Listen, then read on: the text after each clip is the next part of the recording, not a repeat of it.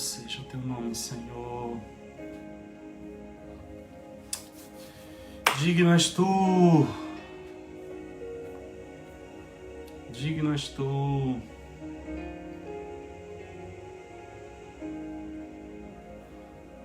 Digno.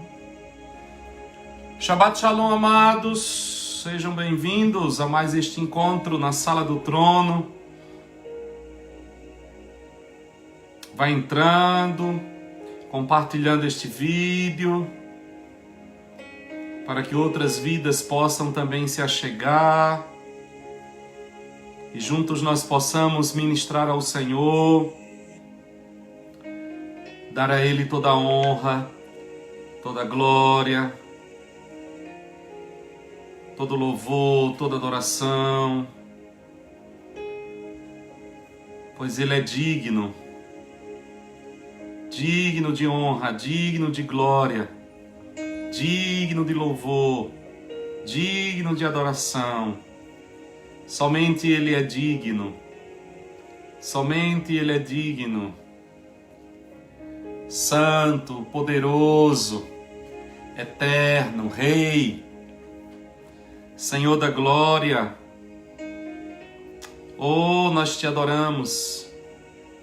Nós te adoramos na beleza da tua santidade. É Shabbat, é descanso. Estamos vivos e com saúde, isso mesmo. E com trabalho, glória a Deus. Digno é o Cordeiro, santo é o Senhor. Bendito, para sempre adorado, para sempre exaltado. Soberano dos reis da terra. Glórias sejam dadas ao teu nome. Glórias sejam dadas ao teu nome. Rendemos-te honra, rendemos-te glória, rendemos-te louvor, rendemos-te adoração. Proclamamos aos céus e aos céus dos céus o teu reino, o teu poder, a tua majestade, a tua soberania. Pai, nós estamos aqui reunidos em nome de Jesus, espalhados nos quatro cantos da terra, porém reunidos na tua presença, reunidos diante a volta, a roda da sala do trono, representados pelos 24 anciãos que te adoram. Nós também nos rendemos a ti em adoração. Eles que estão no céu nos representando, nós estamos na terra militando. Nós dizemos a ti glória, louvor, majestade, soberania, força, Rei eterno, imortal, glorioso, santo, bendito. Bendito, bendito, bendito és tu. Bendito és tu. Não há Deus como tu, não há outra rocha. Tu és o soberano dos reis da terra. Tu és o soberano Senhor, o Rei eterno, imortal, invisível, o Deus de toda grandeza, o Deus de toda glória. Chegamos para te agradecer, chegamos para te louvar, chegamos para te bendizer, chegamos trazendo, Senhor, os molhos de uma semana em que o Senhor nos fez mais do que vencedores. Uma semana em que o Senhor manifestou a sua bondade. Uma semana em que o Senhor manifestou a sua misericórdia. Manhã após manhã. Manhã após manhã, as tuas misericórdias se renovaram sobre nós. E nós estamos aqui, não fomos consumidos. Não fomos consumidos pelo inimigo. Não fomos consumidos pelo vírus, não fomos consumidos pela praga, pela peste, não fomos consumidos nas armadilhas do adversário, pois o Senhor é aquele que livra os nossos pés do laço do passarinheiro, que livra os nossos pés da peste perniciosa. E o Senhor fez isso, e é maravilhoso demais aos nossos olhos poder contemplar as maravilhas do Senhor e dizer: tu és o Criador. Mas não apenas o Criador, tu és o sustentador de todas as coisas. Tudo que existe foi criado pela tua vontade, mas é mantido pela tua soberana vontade também. Pelo teu poder, pelo teu agir. Obrigado, Senhor. Obrigado, meu Deus, pelo pão de cada dia. Obrigado, meu Deus, pela casa. Obrigado, meu Deus, pelo lugar onde nós nos abrigamos. Obrigado, meu Deus, pelo trabalho. Obrigado, meu Deus, pela provisão nas nossas vidas. Obrigado, meu Deus, pela saúde. Obrigado, meu Deus, pelos teus anjos trabalhando ao nosso favor, livrando-nos do mal. Obrigado, meu Deus, pela nossa família. Obrigado, meu Deus, porque no meio de todas as lutas e batalhas, nós temos provado o teu amor e a tua fidelidade. Obrigado, meu Deus, pelo teu cuidado paternal. Obrigado, Senhor. Obrigado porque em todas as coisas nós temos provado quão grande Tu és, quão maravilhoso Tu és, quão espetacular Tu és, quão sublime Tu és, quão supremo Tu és. Oh, aleluia! Glórias sejam dadas a Ti. Glórias sejam dadas a Ti. Louvor e honra e glória sejam dadas ao Teu nome. Santo dos santos. Bendito Senhor. É um dia menos na nossa espera pela Tua volta. Um dia menos na contagem regressiva para o nosso encontro contigo. Um dia menos, uma semana menos, para aquele glorioso Shabat, quando toda a criação descansará, quando nós entraremos no descanso conquistado no Calvário, pois resta-nos ainda um repouso sabático. Nós aguardamos este dia milenar, que este dia de semana aponta para ele. A cada sábado, a cada pôr do sol da sexta-feira, nós nos lembramos de que há uma escritura no céu. Nós nos lembramos de que toda a criação tem um dono e que tudo está devidamente registrado e que esta escritura está nas mãos do ancião de dias, Yahvé, e que só há um digno de abrir o livro, de romper os selos e de tomar de volta tudo aquilo que foi criado para o louvor da Tua glória. O Cordeiro que foi morto, mas ele está vivo. O Cordeiro que tem as chaves da morte e do inferno. O Cordeiro que tem em si a plenitude da divindade. O Cordeiro que carrega as marcas de um direito adquirido, de uma vitória ganha, de uma batalha ganha, de uma vitória conquistada. O Cordeiro Santo que se assenta à direita do trono de Yahvé, cujo nome é Rei dos Reis e Senhor dos Senhores. Aquele em cuja coxa está escrito Verbo de Deus. Aquele que vem montado em cavalo branco, cavalgando sobre as nuvens, reinando e para reinar. Aquele de cuja boca sai uma espada afiada de 2 gumes, cujos cabelos são brancos como a neve, falando da sua eternidade, seus olhos como 2 tochas de fogo, falando da sua onisciência, os seus pés como latão reluzente, falando da redenção, aquele que vem vestido de vestes brancas, salpicadas de sangue, pois ele pisou sozinho o lagar da ira do Deus Todo-Poderoso, e nos comprou, e nos resgatou, e nos redimiu, e nos tomou para si, e nos constituiu reis e sacerdotes. Oh, olhamos para a criação e dizemos, há um dono, há um Senhor, há um rei que governa soberano, cujo trono jamais será abalado. A Ti a honra, a Ti a glória, a Ti o louvor, a Ti a adoração, a Ti a exaltação. Oh, só Tu és digno, só Tu és santo, só Tu és o Senhor. Rendemos-Te honra e glória, rendemos-Te louvor e adoração. Rei, santo, glorioso, Tu estás voltando, Tu estás voltando, Tu estás voltando. Oh, podemos declarar, Tu estás voltando. Oh, oh,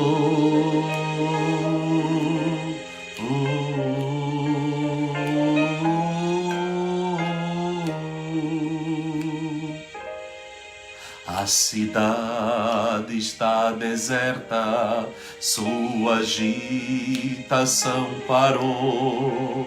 O martelo dos obreiros, seu barulho já cessou.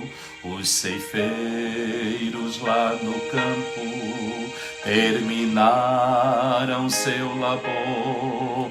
Toda a terra está em suspense, é a volta do Senhor.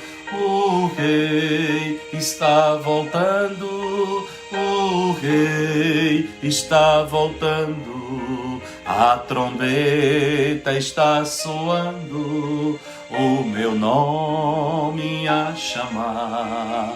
O Rei está voltando, o Rei está voltando, aleluia, Ele vem me buscar. Os vagões de trens vazios passam ruas, quarteirões, aviões sem seus pilotos voam para a destruição. A cidade está deserta, sua agitação parou. Sai a última notícia, é a volta do Senhor. O Rei está voltando, o Rei está voltando, a trombeta está soando, o meu nome a chamar. O Rei está voltando, o Rei está voltando, aleluia, Ele vem me buscar. Veja a multidão subindo, ouço um coro angelical, todo o céu está se abrindo num bem-vindo sem igual. Como o som de muitas águas, nós ouvimos ecoar. Aleluias ao Cordeiro, nós chegamos para o lar. O Rei está voltando, o Rei está voltando, a trombeta está soando, o meu nome a chamar. O Rei está voltando, o Rei está voltando, aleluia, Ele vem me buscar. Aleluia, glória a Deus. Oh, aleluia, que maravilha. Essa é a nossa segurança, essa é a nossa certeza. E assim diz na primeira carta de Paulo aos Tessalonicenses, no capítulo 4, a partir do versículo 13. Olha que texto espetacular, olha que mensagem tremenda do apóstolo Paulo, que nós devolvemos e liberamos sobre os céus nesta noite de Shabat. Porque essa noite fala de um Deus Criador. Esta noite fala de que nós pertencemos. Esta noite fala de que nós temos um dono. Esta noite fala de que nós somos do Senhor, comprados pelo Senhor. Aleluia! Isso, irmão Paulino. Irmão Paulino gritou de lá do país de Gales: estou pronto. Oh, maravilha! Aleluia! Como você está? Você está pronto, assim como o irmão Paulino, para encontrar-se com o Senhor, para desfrutar das glórias celestes? Metade da glória celeste jamais se mostrou ao mortal. As ruas de ouro, as portas de pérola, o cordeiro, o grande coral, a adoração celestial. Eu estou pronto. Pronto para me encontrar com o meu Senhor. Pronto para desfrutar daquilo que pela vida dele derramada no Calvário ele conquistou para mim. Amado Deus, aleluia. Nós fazemos um coro, um eco, a voz do irmão Paulino a partir do país de Gales, a partir de Cardiff. Nós gritamos: estamos prontos, Senhor. Pela tua graça estamos prontos. Por tua misericórdia estamos prontos. Uma vez que isso não é mérito nosso, uma vez que isso não é resultado de algo que nós tenhamos conquistado pela nossa força, mas é fé na graça regeneradora, na obra do Calvário. Podemos sim levantar a nossa voz e dizer: Mestre amado, estamos prontos para nos encontrar contigo. Maranata, nos unimos ao teu Espírito e dizemos: Maranata, ora vem, Senhor Jesus, ora vem, Senhor, ora vem, Senhor. Aleluia. 1 Tessalonicenses capítulo 4, no versículo 13, diz assim: Quanto à pergunta a respeito dos que já estão mortos, não queremos que vocês continuem na ignorância. Para começar, vocês não devem pensar como as pessoas que não têm esperança, como se a sepultura fosse o fim da linha. Uma vez que Jesus morreu e venceu a morte, Deus, sem dúvida, trará de volta à vida os que morreram em Jesus. Então, é o seguinte, podemos dizer com absoluta confiança, temos a orientação do Senhor, que quando o Senhor voltar para nos levar, aqueles de nós que ainda estiverem vivos não vão deixar os mortos para trás. Na verdade, os mortos ressuscitarão antes. O Senhor mesmo dará o chamado. Será um trovão do arcanjo, o toque da trombeta de Deus. Ele descerá do céu e os mortos em Cristo vão ressuscitar. Eles vão primeiro. Então o resto de nós, os que ainda estiverem vivos, serão reunidos com eles nas nuvens para o encontro com o Senhor. Vamos caminhar no ar. Será uma imensa reunião familiar com o Senhor. Por isso, encorajem uns aos outros com essas palavras. Amigos, não acho proveitosa a discussão sobre a época em que essas coisas vão acontecer. Vocês sabem tão bem quanto eu que o dia da vinda do Senhor não pode ser marcado em calendário. É como a visita de um ladrão. Ele não vai avisar nem agendar uma reunião com vocês. Quando todos estiverem caminhando por aí despreocupados, dizendo, estamos seguros agora, podemos ficar sossegados, então tudo vai desabar. Será algo tão súbito e inevitável quanto as dores de parto para a mulher grávida. Entretanto, considerando que vocês não estão no escuro, como poderiam ser surpreendidos? Vocês são filhos da luz. Vocês são filhos do dia. Vivemos debaixo de céu aberto e sabemos onde estamos. Por isso, não vamos passar a vida como um bando de sonâmbulos. Os descrentes é que vivem assim. Vamos manter os olhos abertos e ficar atentos. As pessoas dormem e se embriagam à noite. Nós não. Somos criaturas do dia. Portanto, vamos agir de acordo. Caminhemos conscientes à luz do dia, revestidos da fé, do amor e da esperança da salvação. Deus não nos escolheu para a rejeição, mas para a salvação por nosso Senhor Jesus Cristo. Ele morreu por nós.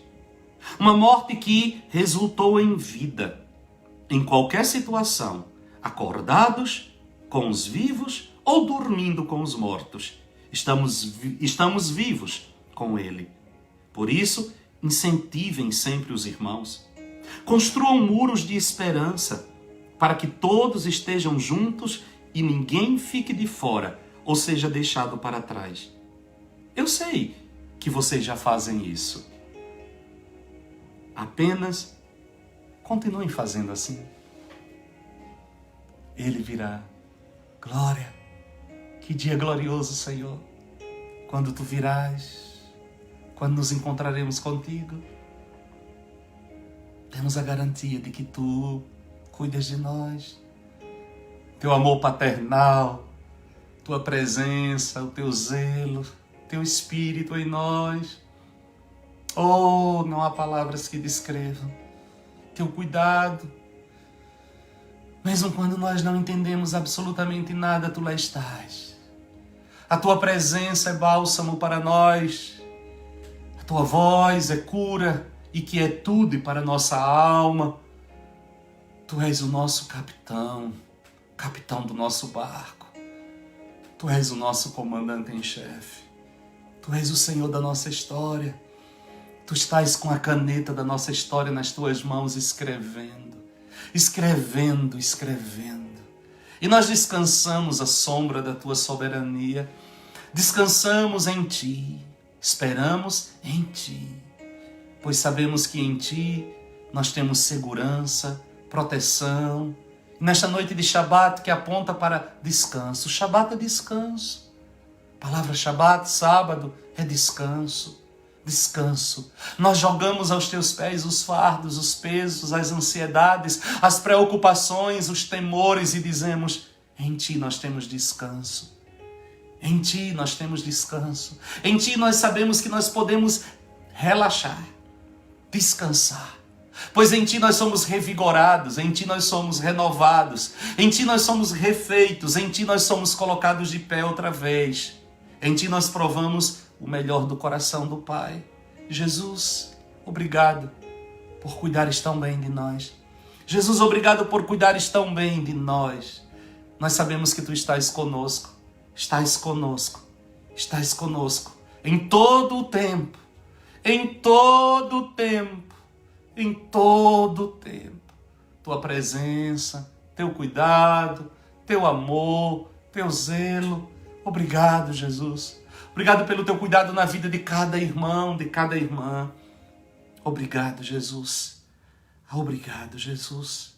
Há uma canção que é um recado de Deus para nós, uma palavra de Deus para mim, para você, e que durante estes dias em que eu estive em self-isolation por causa do coronavírus, eu tantas vezes fui a esta canção e deixei o Espírito de Deus usar estas palavras para trazer segurança ao meu coração. E nesta noite de Shabat, eu sei que o Espírito Santo de Deus está aí juntinho de você. Eu sei que Ele mora em você. Eu sei que Ele fala com você. Mas eu queria que esta canção também falasse com você hoje.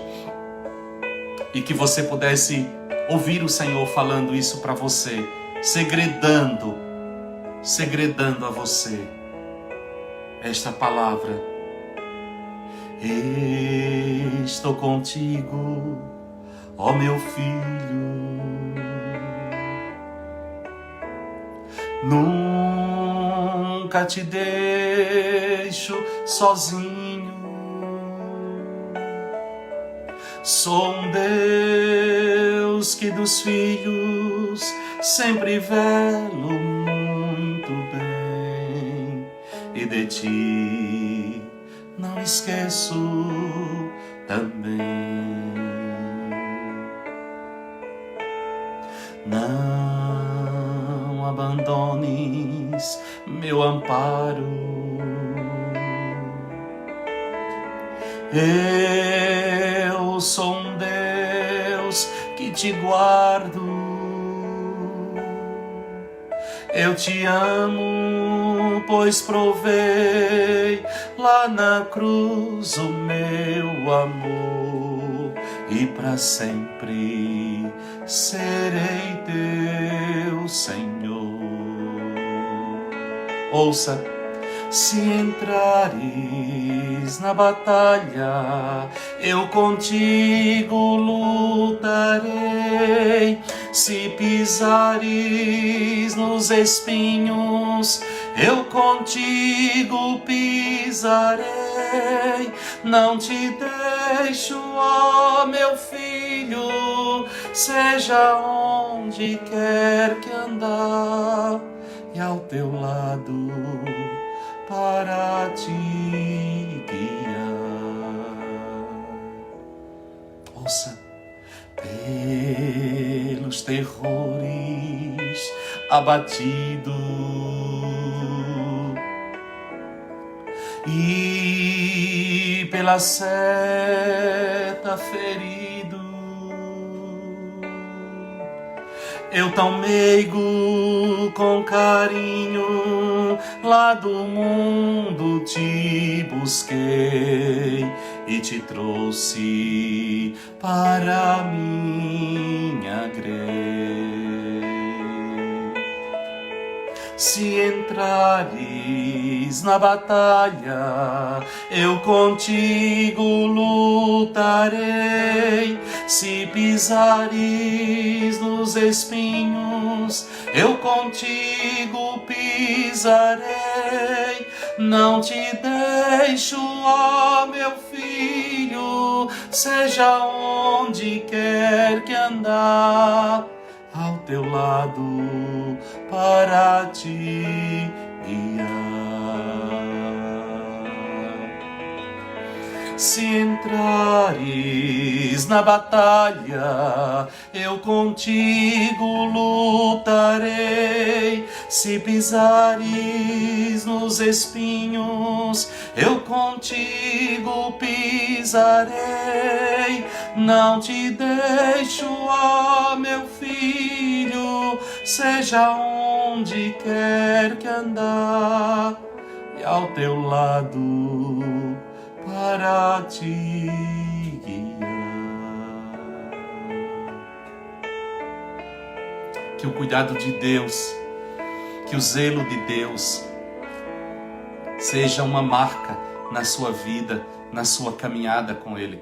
Que todos os dias da sua vida você viva neste nível de relacionamento, onde comunhão gera cura, gera transformação, gera provisão, e onde você, no secreto com o Senhor, pode provar o seu amor, a sua fidelidade, o seu zelo, o seu cuidado e tudo aquilo que o Senhor tem para você. Sabe, irmãos, uma coisa que nós precisamos aprender é desfrutar daquilo que na cruz Jesus conquistou para nós.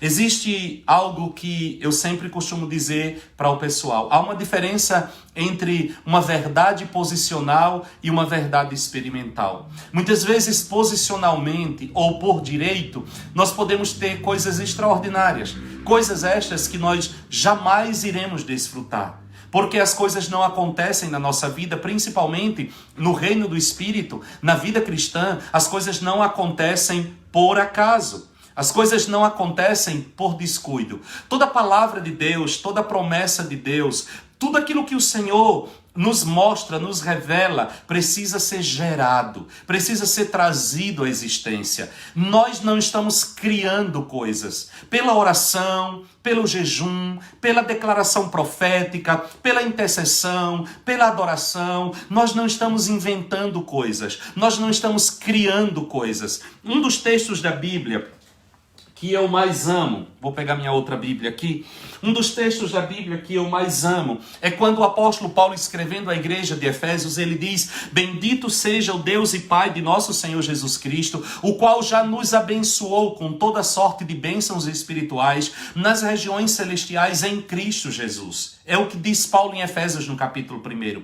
Porém, estas bênçãos que estão em Cristo Jesus, elas são um direito, elas são uma posição, elas são conquistas de Jesus Cristo para nós na cruz do Calvário.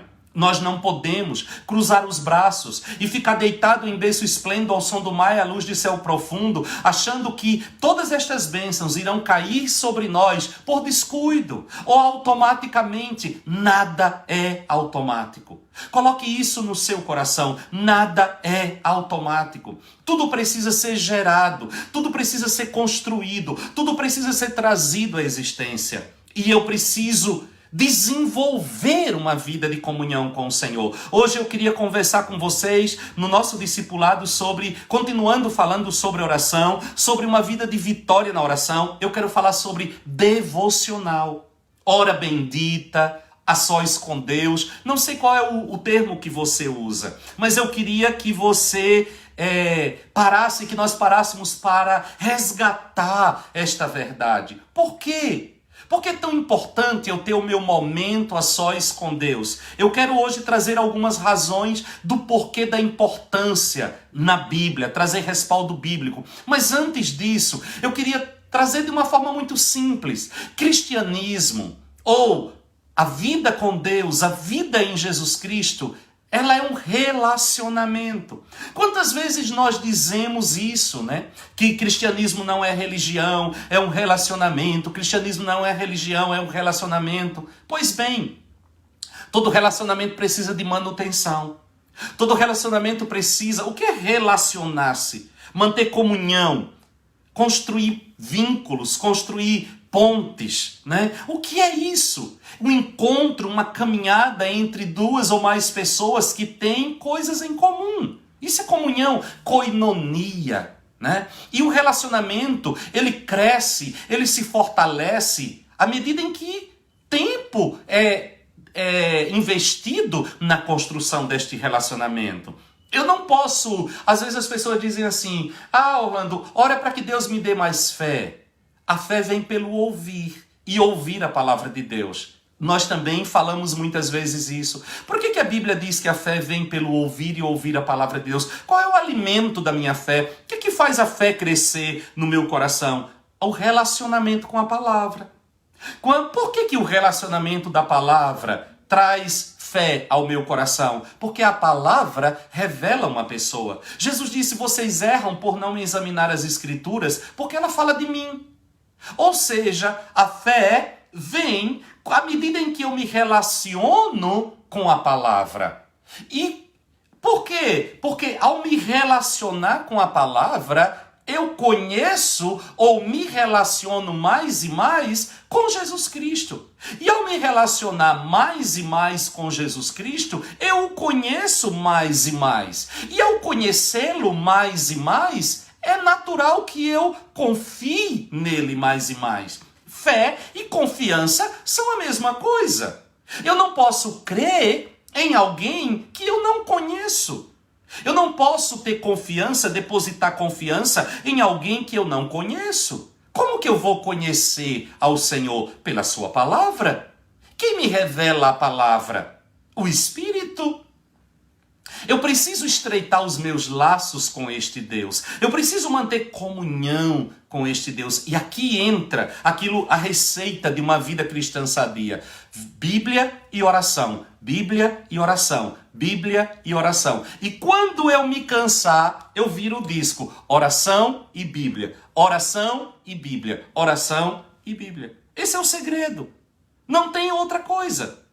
E neste relacionamento com este Deus, construindo esta vida, eu tiro os óculos, fica melhor, mas aí eu não vejo vocês aí, e se alguém me fizer uma pergunta, eu não sei. Então é melhor de óculos.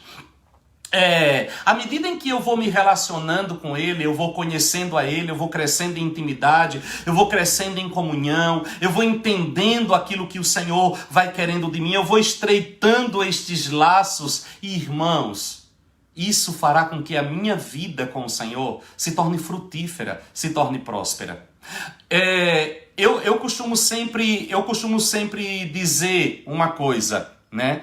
A dieta de Daniel, né? Eu costumo sempre dizer uma coisa com relação a isso. Existem duas formas quando Jesus fala de oração, né? E hoje eu quero falar sobre o Pai meu, porque eu vou falar de a sós com Deus, de estar com o Senhor. Quando Jesus vai ensinar sobre oração, ele parte de duas experiências. Uma experiência é onde o Pai é nosso, outra experiência é onde o Pai é meu.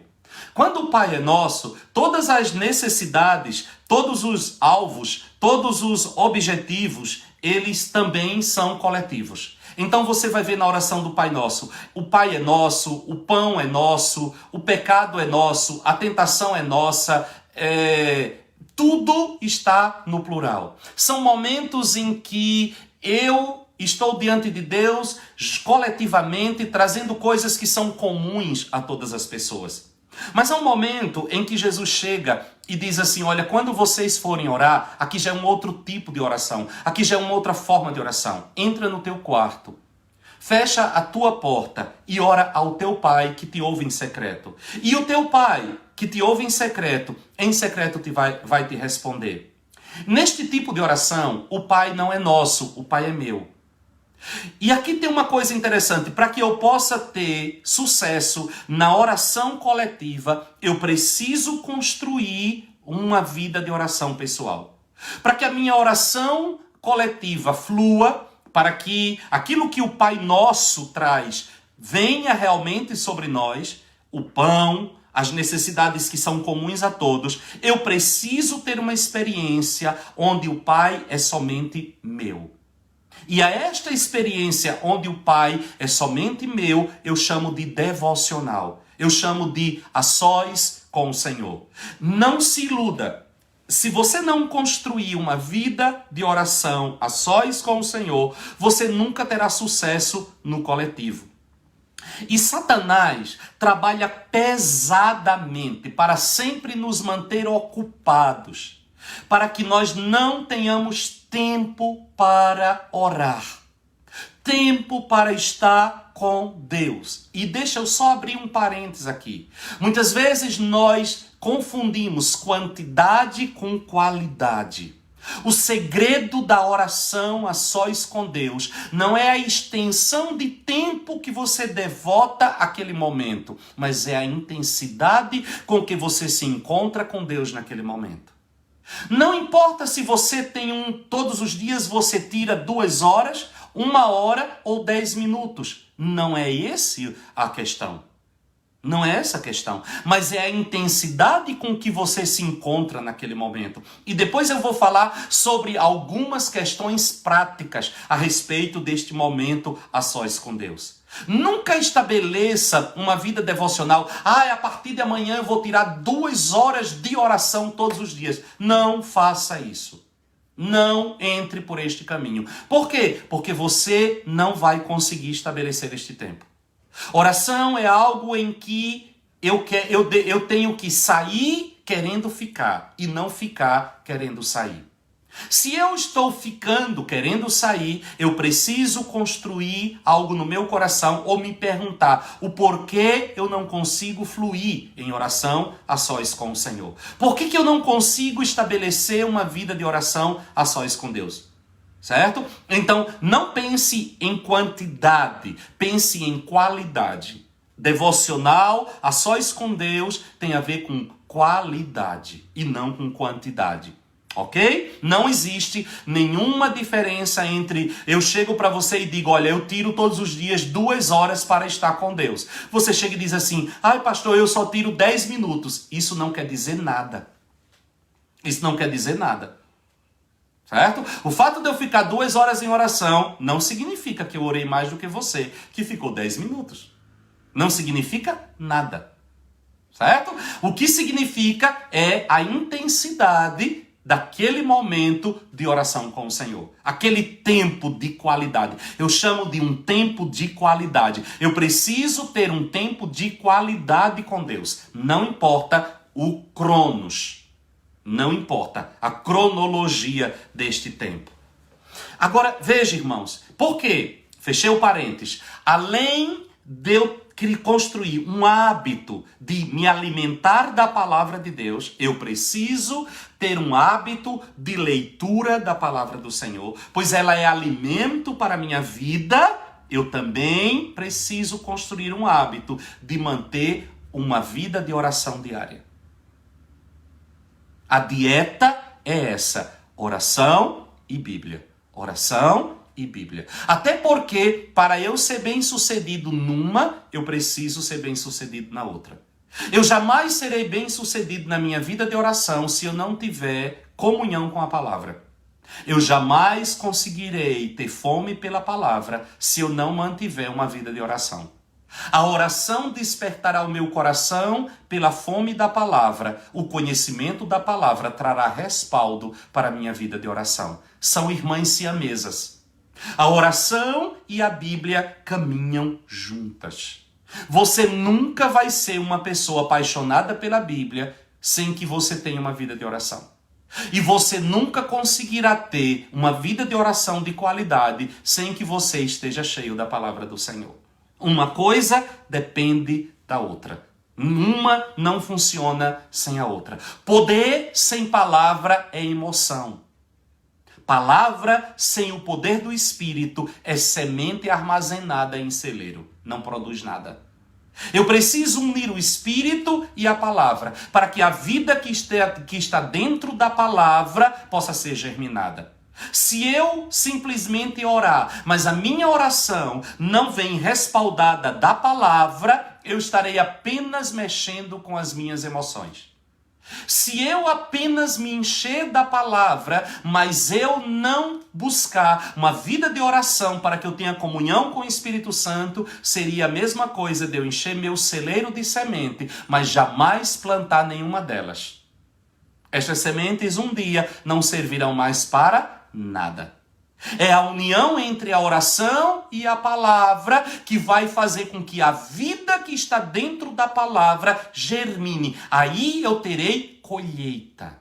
Se eu quero ter colheita, eu preciso unir a palavra e a oração. Se eu quero apenas ter celeiros cheios, eu vou apenas encher-me de palavra. Mas esta palavra, ela não vai produzir. Por que muitas vezes você pode encontrar alguém que conhece a Bíblia de capa a capa? Sabe todos os princípios, toda a teologia sistemática, tudo que existe da palavra, ele sabe. Mas ele passa ano e sai ano e não existe transformação no seu caráter. Não existe transformação na sua personalidade. Outros, ora, é cheio do poder, fala em línguas, pula, rodopia, mas nunca abre a Bíblia para nada. Também você não consegue perceber nenhuma transformação na vida desta pessoa. Por quê? Aqui está mais uma tática do inimigo. A palavra é a semente. A oração, ou o espírito, vou colocar os dois no mesmo local, é a água que faz com que a vida da semente germine. O que o diabo muitas vezes faz? Ele mantém você em um desses dois extremos. Ou você só ora, ou você só estuda a Bíblia. Sem unir estes dois, não existe colheita na sua alma. O material que Deus usa para produzir transformação na minha vida é justamente a palavra e o Espírito. Eu preciso juntar estes dois elementos para que haja transformação na minha vida, para que haja vitória na minha vida, para que eu tenha sempre colheita na minha vida. Pode ser que os meus celeiros não estejam tão abarrotados, mas no meu campo sempre haverá alimento para que eu possa colher. Por quê? Porque eu estou sempre semeando. Como é que eu semeio no mundo da oração? Unindo oração e palavra. Eu costumo sempre citar um exemplo desta necessidade, desta união. Em Gênesis, no capítulo 1. A Bíblia diz que no princípio criou Deus os céus e a terra era sem forma e vazia, e o Espírito de Deus pairava sobre a face das águas. Deus e o Espírito. E o caos. O que aconteceu neste versículo? Nada. Nada. O que foi criado neste momento? Nada. Havia espírito, o espírito pairava sobre a face das águas. Havia o caos, Deus estava ali, o espírito estava ali, mas nada foi alterado. Nada foi mudado, porque faltava um elemento. Qual elemento que faltava? A palavra. Aí a Bíblia vai dizer, e disse Deus, haja luz. Quando é que o processo de transformação do caos começou a acontecer? Quando a palavra foi liberada e uniu-se ao Espírito. Enquanto o Espírito estava sozinho, nada acontecia. O Espírito sozinho não tem material para produzir nada. Mas quando a palavra entra no cenário, a luz entra, o firmamento entra, a criação começa a entrar. Quando o anjo chega a Maria e diz, tu darás à luz um filho, a palavra é liberada a Maria. Maria pergunta, como é que isso vai acontecer? Ele diz, a virtude do Altíssimo te cobrirá, o Espírito de Deus descerá sobre ti.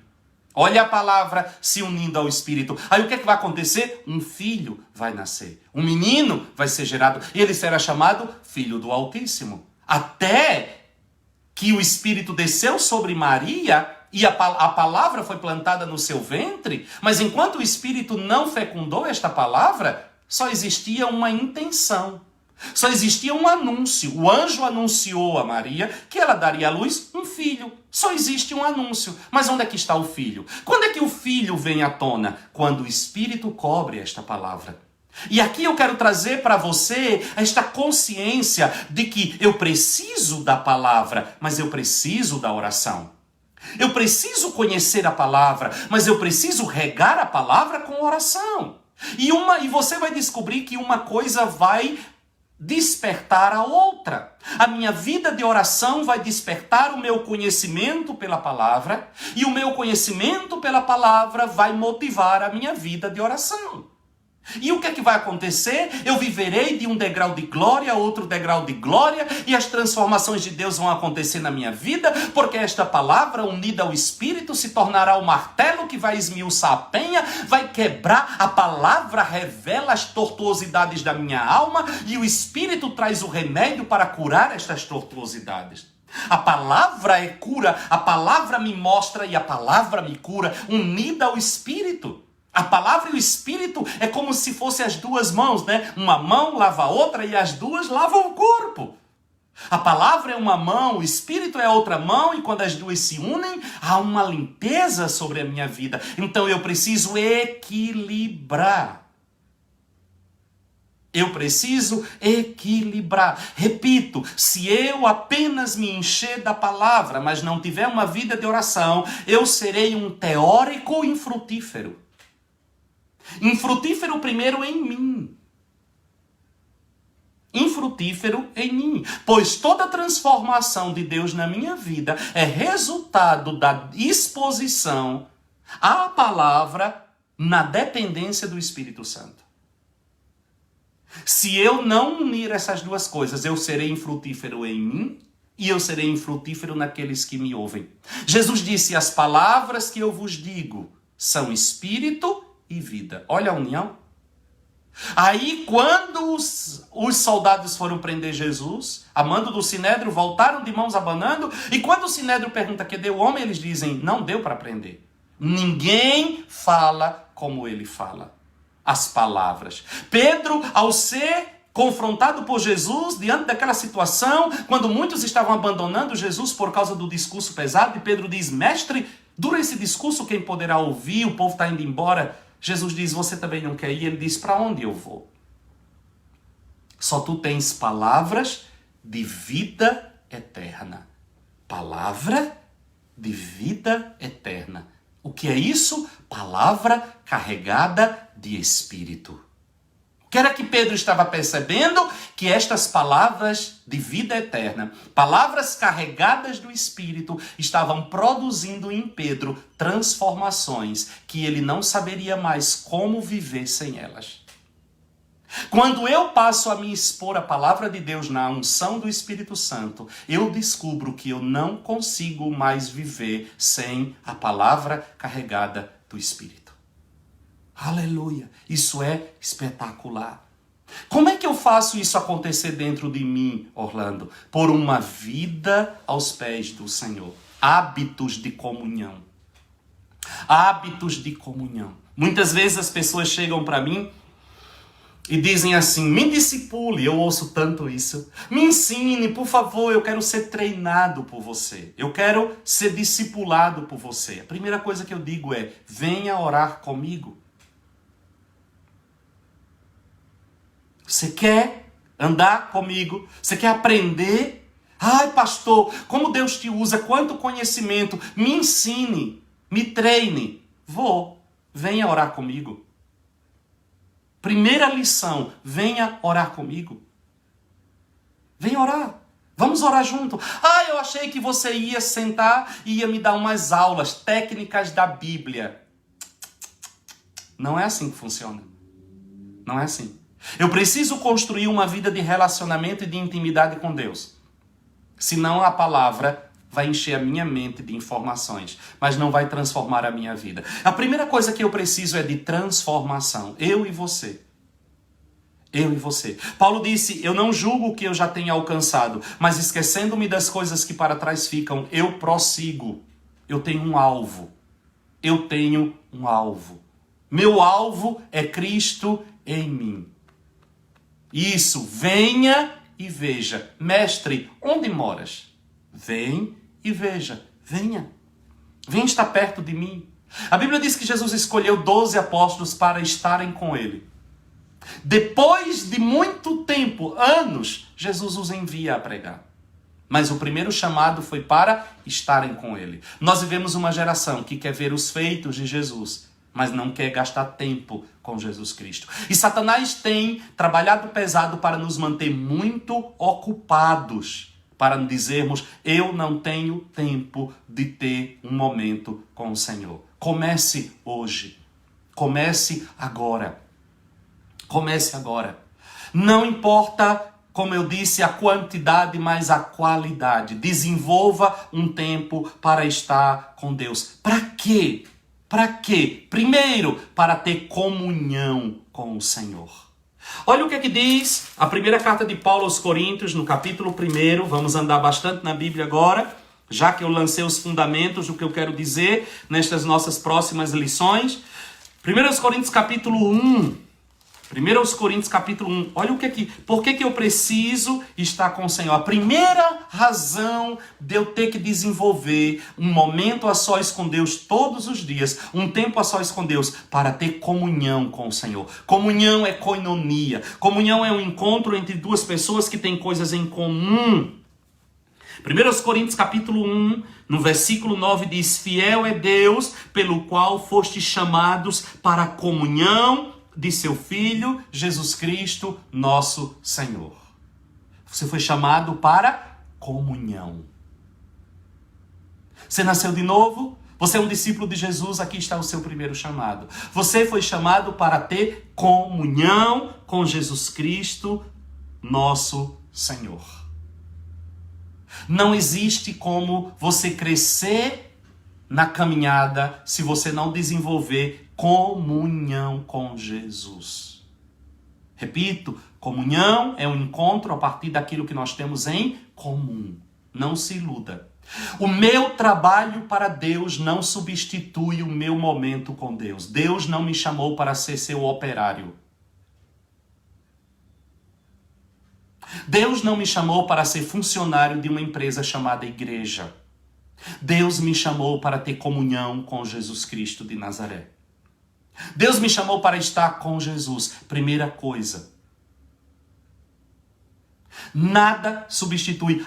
Eu não orei porque eu estava ocupado fazendo visitas. Não caia nesse laço.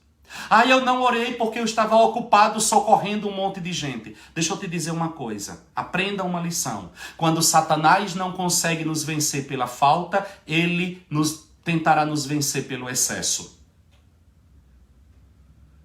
Vou repetir.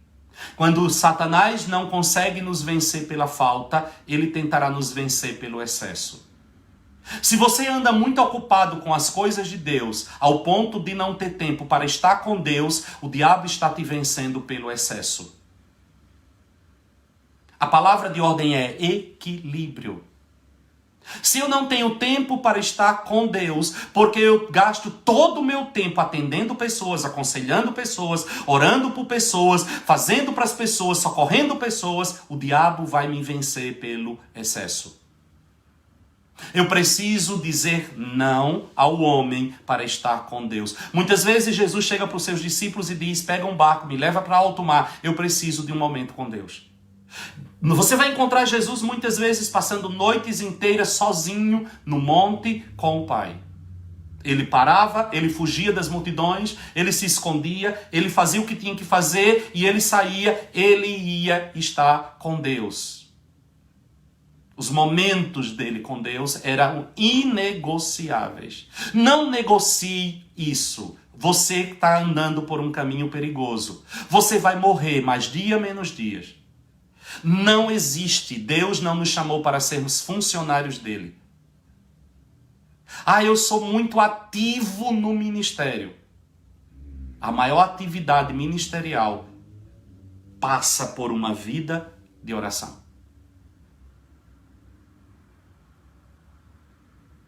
Outra coisa, outro motivo pelo qual eu preciso ter diariamente um momento com Deus, para gozar paz de mente e paz de espírito. Eu tenho que desfrutar esta paz. O Senhor me chamou para estar com Ele para que eu possa desfrutar paz. Filipenses capítulo 4. Olha o que é que vai dizer Paulo. Vamos aprender pela palavra. Filipenses capítulo 4, versículo 6. Não andeis ansiosos por coisa alguma. Como é que eu me livro da ansiedade, Orlando? Como é que eu me livro de uma vida de ansiedade? Mas em tudo, pela oração e pela súplica, com ações de graças, sejam as vossas petições conhecidas diante de Deus. Antídoto para a ansiedade, oração. Não andeis ansiosos por coisa alguma. Quantas vezes nós isolamos esta frase do pensamento paulino? Mas Paulo traz esta coisa maravilhosa que na nossa geração é o que nós mais precisamos nos nossos dias, num contexto de oração. Mas em tudo. Não andeis ansiosos. Como? Mas em tudo. Pela oração e pela súplica. Com ações de graça sejam as vossas petições conhecidas diante de Deus. E o que é que vai acontecer?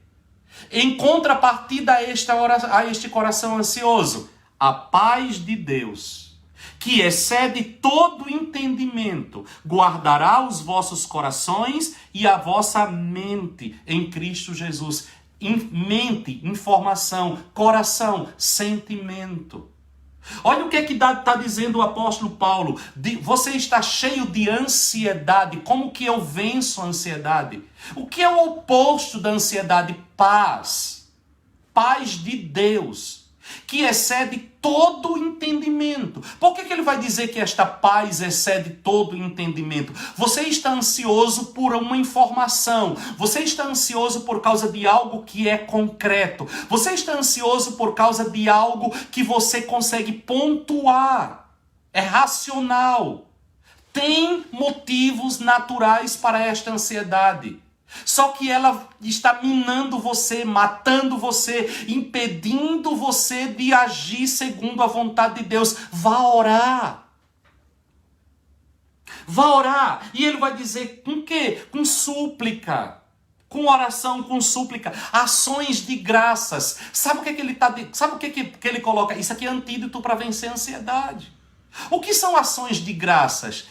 Expressões de gratidão por aquilo que Deus fez por mim. Eu estou ansioso, eu estou desempregado, eu estou ansioso porque eu tenho contas para pagar e eu preciso de um emprego urgente, senão eu não vou conseguir honrar os meus compromissos. A ansiedade está me consumindo, aquilo pode me angustiar e me dominar. Eu vou a Deus em oração, eu suplico, Senhor, eu preciso de um emprego. Como é que eu vou vencer esta ansiedade e fluir nesta oração? Ele vai dizer ações de graça. O que é ações de graça? Traz à memória os momentos em que Deus proveu na tua vida. Começa a agradecer.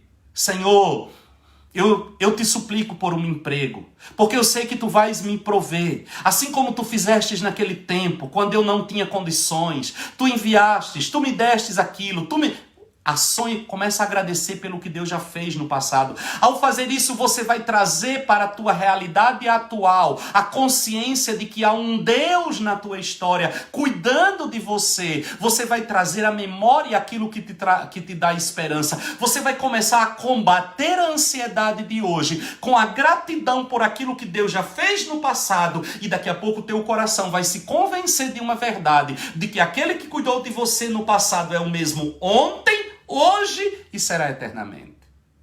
Se você foi cuidado no passado, você será cuidado no presente e também no futuro.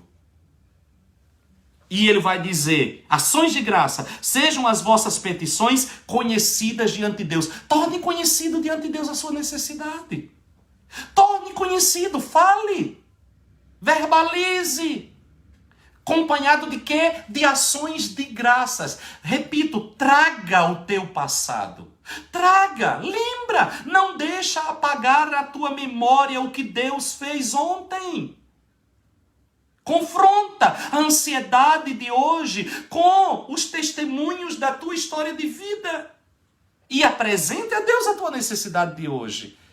Envolvida em ações de graça. O que é que isso vai fazer? A paz de Deus.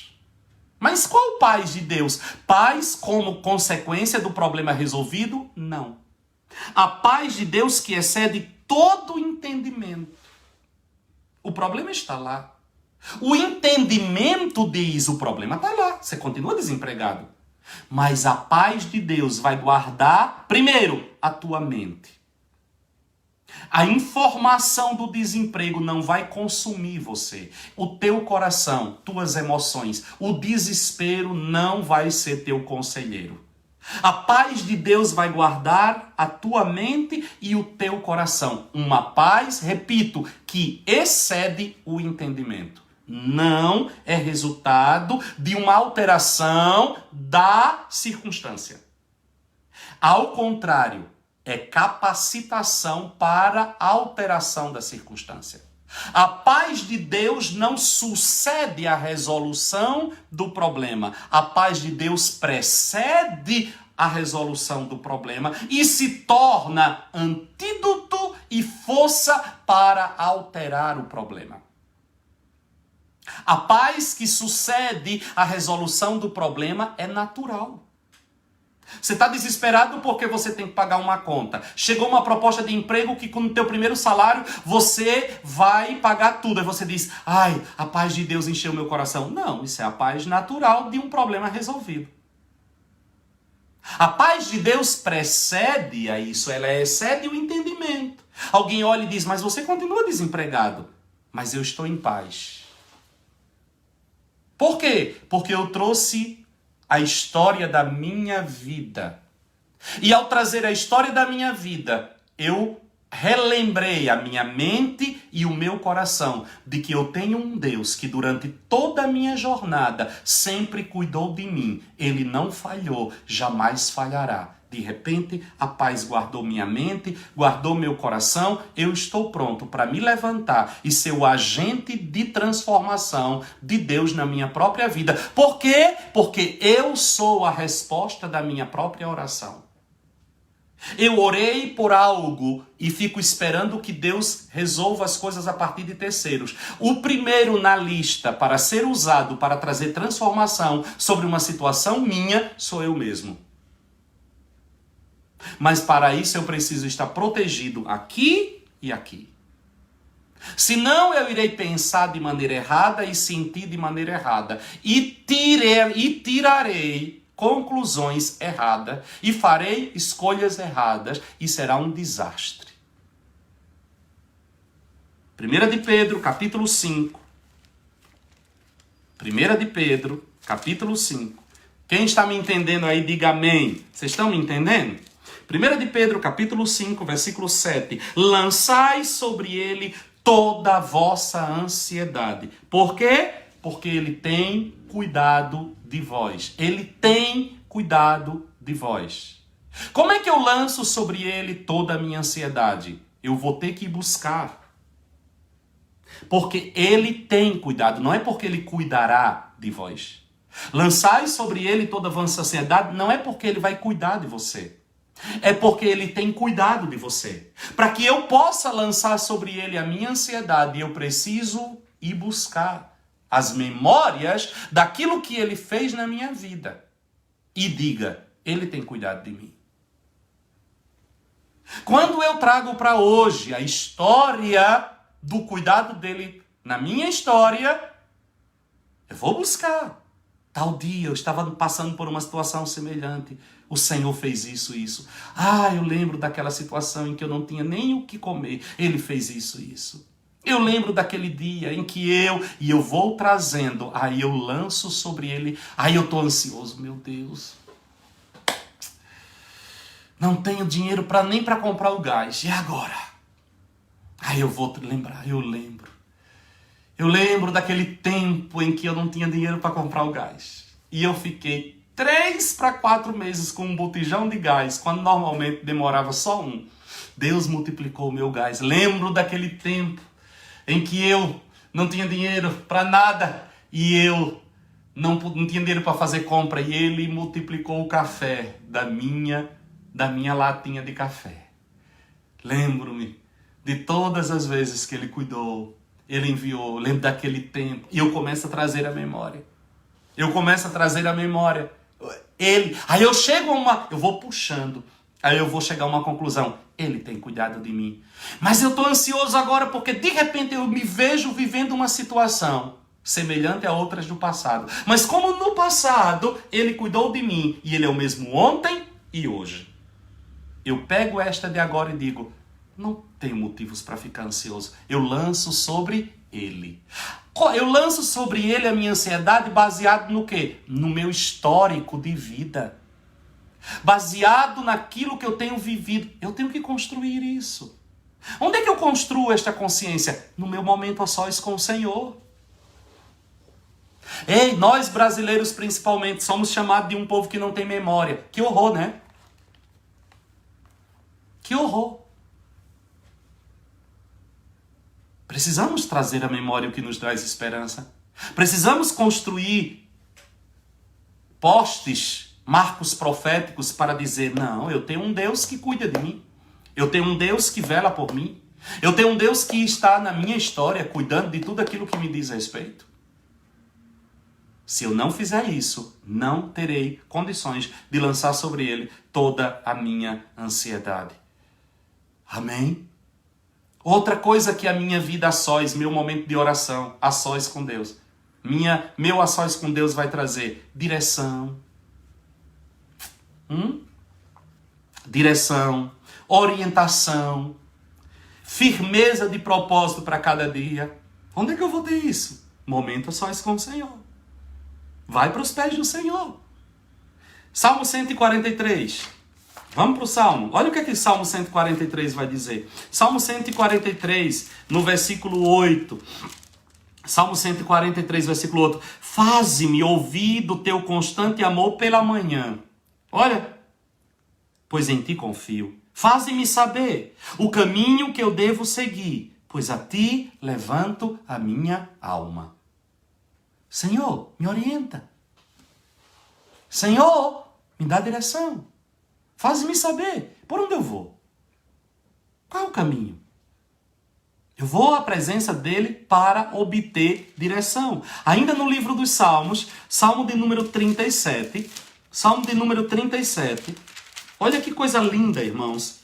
O que eu vou ter aos pés do Senhor? Salmo 37, no versículo 5. Olha o que ele vai dizer. Deleita-te no Senhor. O que é deleitar-se? Ter prazer na sua presença.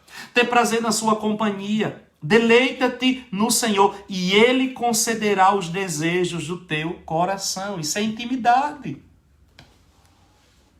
Tenha prazer, construa prazer. Olha o que vai dizer o versículo seguinte, versículo 5. Entrega, eu li o versículo 4.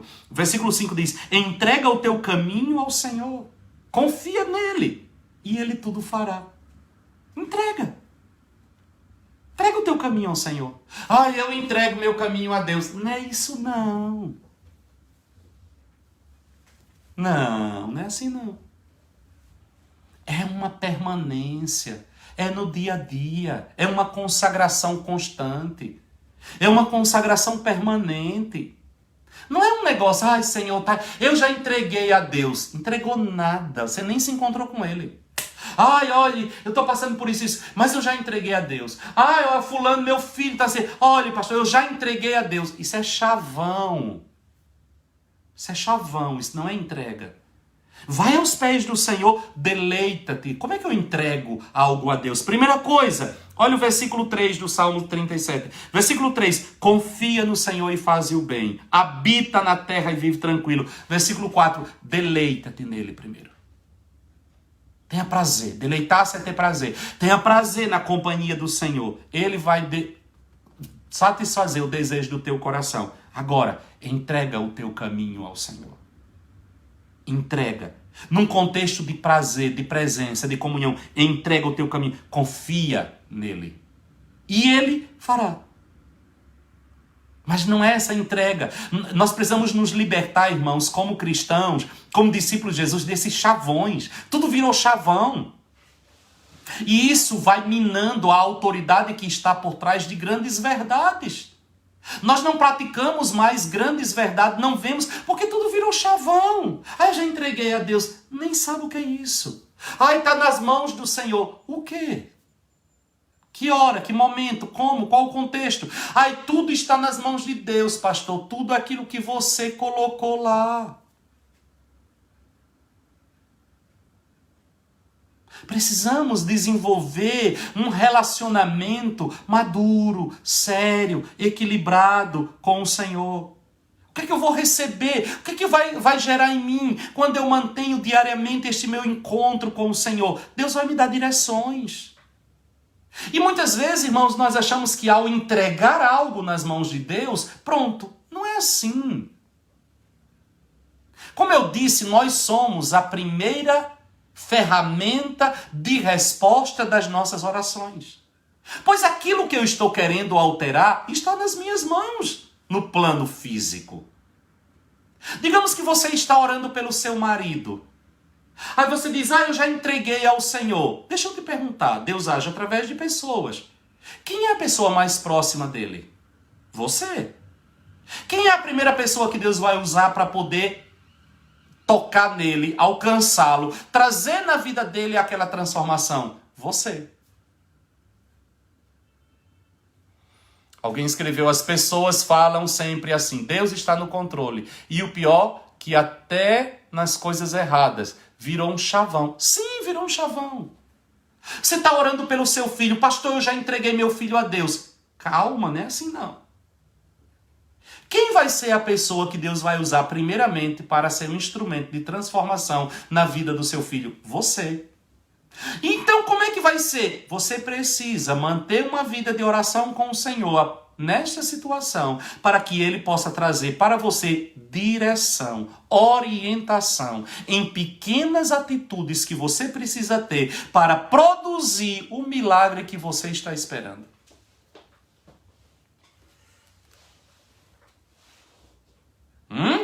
Não é simplesmente entregou, vai cair uma bola de fogo do céu e aquilo vai ser transformado. Ao entregar algo nas mãos do Senhor, eu me torno parceiro de Deus na realização daquilo. Ao levar algo diante de Deus, eu me torno seu parceiro naquela situação. Exato. Oração é coisa séria. Então, vamos acabar com esses chavões? Entreguei nas mãos. Minha vida financeira está nas mãos de Deus. Que bom! Gaste muito tempo ouvindo dele quais as orientações que ele tem para te dar e as direções que ele tem para te dar para que você mude o seu quadro financeiro. Ele vai dizer o que é que você tem que fazer, como que você tem que fazer, como que você vai gastar o seu dinheiro, aonde você vai economizar, aonde você vai colocar pequenas orientações. Nós estamos vivendo uma pandemia. Há 2 anos ou mais atrás, o Espírito Santo me disse, mantenha uma reserva de dinheiro na igreja para que fique 1 ano sem entrar 1 centavo de oferta dentro da igreja. Pense que você vai ficar 1 ano sem entrar 1 centavo de oferta dentro da igreja e você vai manter uma reserva para pagar todas as contas da igreja durante este 1 ano sem ter dores de cabeça. Eu disse, Senhor, 1 ano? 1 ano. Ele não me disse mais nada. Quando foi o ano passado, ele chegou para mim e disse, junte uma reserva de dinheiro pessoal para que você fique 1 ano sem trabalhar e não precisar de 1 centavo de ninguém. 1 ano com todas as suas despesas pagas. E eu disse, meu Deus, o que vai acontecer? Ele não me disse mais nada. Se eu chegasse para vocês agora e dissesse, porque Deus me disse que viria uma pandemia, seria mentira. Deus não me disse nada disso. Quando chegou em março deste ano, foi decretado pandemia. Para tudo, fecha a igreja, fecha tudo. Eu fui orar. Senhor! E todo mundo dizia, na Páscoa já vai estar tudo resolvido. Isso vai se resolver. Uma quarentena. O que é quarentena? 40 dias. 40 dias. Todo mundo dizendo 40. E os 40 dias passou? Nada. Eu fui orar. Quando eu fui orar, Senhor... Ele disse, eu te falei, 1 ano. Assim como eu disse a José no Egito, para manter um reservatório para 7 anos de escassez, eu te dei orientação para tu manteres um reservatório para a igreja e para a tua vida pessoal de 1 ano. É 1 ano. É 1 ano.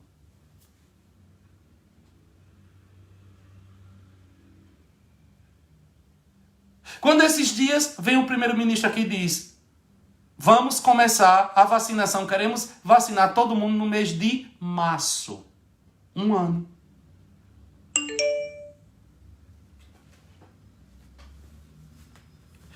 Quem Deus usou para nos abençoar? Quem Deus usou para me abençoar? Eu.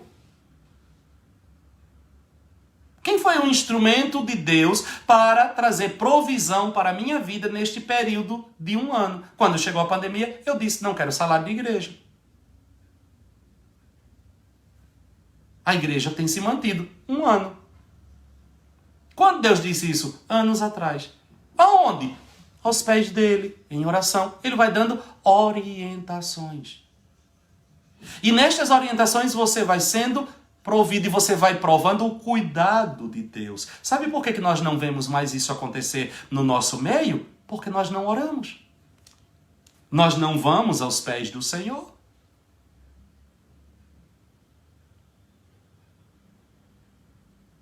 O que você vai receber? Orientação. O que você vai receber? Direção. E você vai obedecendo. Então assim, una-se ao Senhor. Você é o parceiro de Deus. Isso se constrói. Eu estou falando de oração no âmbito pessoal. Quando as necessidades são minhas, quando o Pai é meu, quando a situação é minha, quando eu entro no meu quarto, fecho a minha porta, eu oro ao meu Pai em secreto, e em secreto Ele vai me dando as direções. Outra coisa, eu vou a Deus todos os dias para dar a Ele o quê? Louvor e adoração. Louvor e adoração. João capítulo 4, versículo 23 diz, o Pai busca adoradores que o adorem em espírito e em verdade. João capítulo 4, no versículo 23. Mas vem a hora, e já chegou, em que os verdadeiros adoradores adorarão o Pai em espírito e em verdade, pois o Pai procura a tais que assim o adorem. Ei, deixa eu te dizer uma coisa, o Pai não procura adoração. Deus não anda à caça de adoração.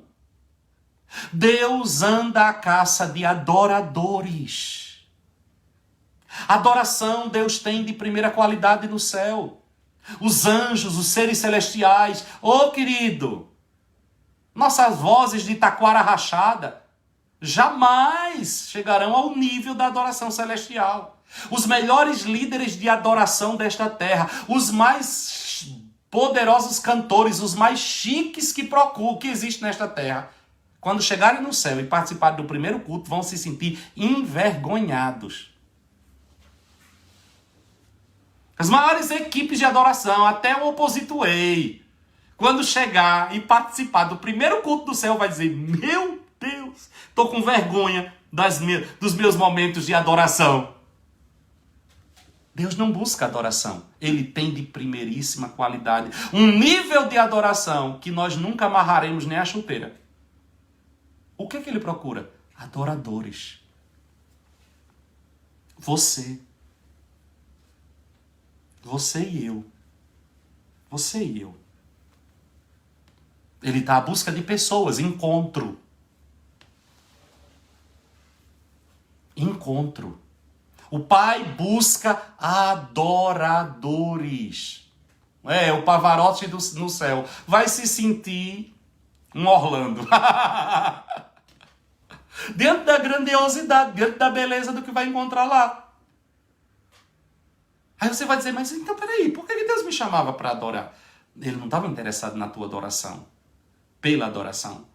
Ele estava interessado em você. A minha presença na presença dele faz a diferença. O meu estar com ele, a minha presença, é comunhão, irmãos.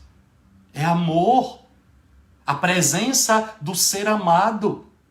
A companhia da pessoa que você ama é agradável a você. Não aquilo que ela te dá, não aquilo que ela te oferece. Estar junto de quem se ama é bom. Deus me ama. Deus me ama. Todos os dias Deus vinha na viração do dia se encontrar com Adão. Para quê? Para estar com ele. O que Maria disse quando estava aos pés, Maria, irmã de Marta, em Betânia? O que Maria disse para Jesus? Nada. Mas Jesus disse, ela escolheu a melhor parte e não lhe será tirada. O que era a melhor parte? Estar calada aos pés de Jesus, ouvindo o que ele dizia. Como um cachorrinho que chega e se aquieta nos pés do seu dono. Assim estava Maria aos pés de Jesus na casa de Marta e Lázaro. E quando Marta fica inquieta, não te incomoda? Que essa minha irmã não venha me ajudar, esteja aí sentada nos teus pés. Ele diz, ela escolheu a melhor parte. Isso não lhe será tirado. Dar a Ele a nossa adoração. Aleluia. Salmo 107. Olha o que é que vai dizer o Salmo. Salmo 107. Que coisa tremenda. Eu estou falando da importância de ter uma vida de devocional. Estar a sós com o Senhor.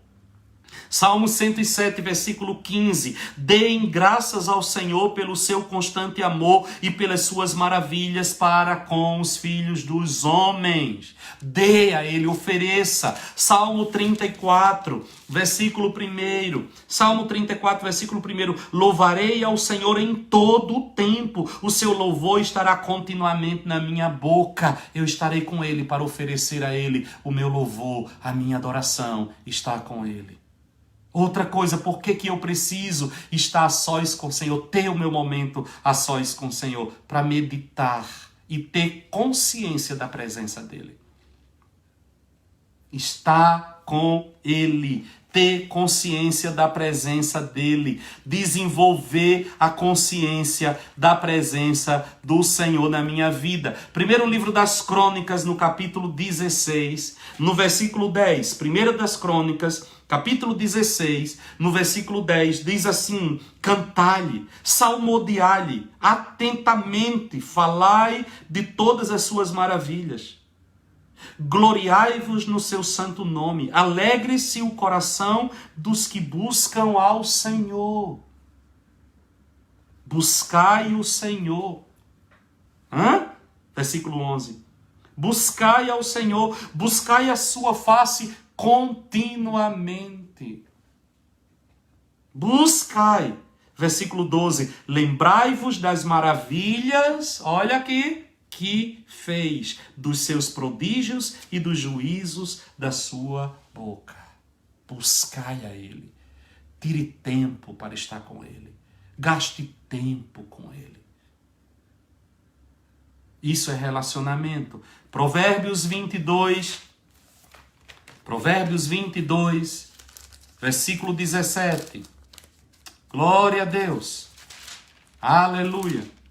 Provérbios 22, 17. Inclina o teu ouvido e ouve as palavras dos sábios. Aplica o teu coração ao meu conhecimento. Versículo 18. Pois te será agradável guardá-las no teu coração, se aplicares todas elas aos teus lábios, para que a tua confiança esteja no Senhor. Ensino-as a ti hoje, a ti mesmo. Inclina o teu ouvido, inclina o teu coração. Salmo de número 1, versículo 2. Antes, falando do homem bem-aventurado, né? Antes, tem o seu prazer na lei do Senhor e na sua lei medita dia e noite. Josué capítulo 1, versículo 8, Deus vai dizer a Josué: medita no livro desta lei dia e noite, para fazeres tudo conforme nele está escrito, e tu farás bem sucedido o teu caminho, e assim como eu fui com Moisés, eu serei contigo. Razões pelas quais eu preciso ter meu momento a sós com Deus, onde Ele é meu Pai, onde os meus segredos são trazidos a Ele, onde eu me torno parceiro dEle na edificação da minha vida, onde eu junto o conhecimento da palavra e a presença do Espírito, e nesta união, vida, transformação, cura, libertação começa a acontecer dentro de mim, e eu trago equilíbrio na minha vida com Deus, e eu viverei uma vida cristã equilibrada, madura, saudável, e as verdades da palavra, promessas de Deus, trazidas para mim em forma de letras, são ativadas pela presença do Espírito em oração, e eu começo a ver transformações acontecendo na minha vida. Amém? Aí eu vou ter comunhão, aí eu vou gozar paz, aí eu vou ter direção, aí eu vou dar a Ele louvor e adoração, e aí eu vou aprender a meditar e ter consciência da presença do Senhor na minha vida o tempo todo. E eu falo individualmente. Esta nossa conversa de hoje não é uma conversa no coletivo, é individual. Não estou falando de oração da igreja, oração dos irmãos. Eu estou falando para você, meu amigo. Estou falando para você, meu irmão. Estou falando para mim. É individual. O chamado aqui é pessoal. Não é da igreja. Eu fui na oração da igreja. A irmãzinha orou por mim, eu liguei para... Não é nada disso. É você. Entra no teu quarto. Fecha a tua porta. Como diz a música, né? Chegou a hora de falar com Deus. E ali derrama o teu coração em oração. E Deus fará coisas tremendas na sua vida. Pai, eu oro para que esta palavra alcance o meu coração e o coração de cada um dos meus irmãos.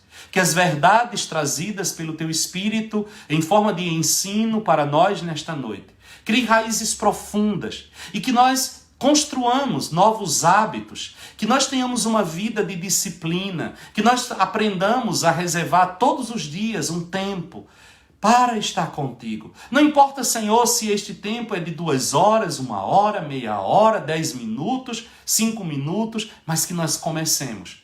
Comecemos a desenvolver um momento onde nós chegamos diante de Ti e não iremos dizer Pai Nosso, mas chegaremos dizendo, meu Pai, sou eu, Orlando, que aqui estou, para trazer a Ti as coisas concernentes à minha vida, para receber direção, para dar-Te o meu louvor, para dar-Te a minha adoração, para render-Te glória, para pleitear as minhas causas e trazer à memória a maneira gloriosa como Tu tens guiado a minha vida e a minha história durante todos estes anos.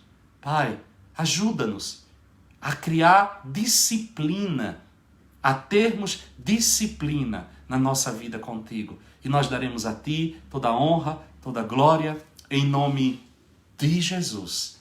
Amém, amém e amém. Amém, meus queridos. Deus te abençoe, Deus te guarde, Deus te proteja. Tenha uma noite de sono restaurador. E não se esqueça, amanhã, 7 horas, nosso culto ao Senhor, culto de ceia do Senhor. Prepare o pão, o vinho, o suco de uva, para que juntos nós possamos participar da mesa do banquete da aliança. Eu aqui na minha casa, você aí na sua casa, espalhados nos 4 cantos da terra, vamos trazer à memória o pão da aliança, o cálice da aliança e juntos vamos celebrar a ceia do Senhor. Amém? Então não esqueça, amanhã 7 horas, horário daqui, 4 horas da tarde, horário do Brasil, nós estaremos cultuando a Deus, adorando ao Senhor. E não esqueça de compartilhar esta mensagem, enviar para outras pessoas, convidar outras pessoas a fazerem parte destes momentos tão preciosos que o Pai tem nos dado. Deus te abençoe, Deus te guarde, fique com Deus e até amanhã, se o Senhor assim permitir. Fiquem com Deus. Shalom, shalom!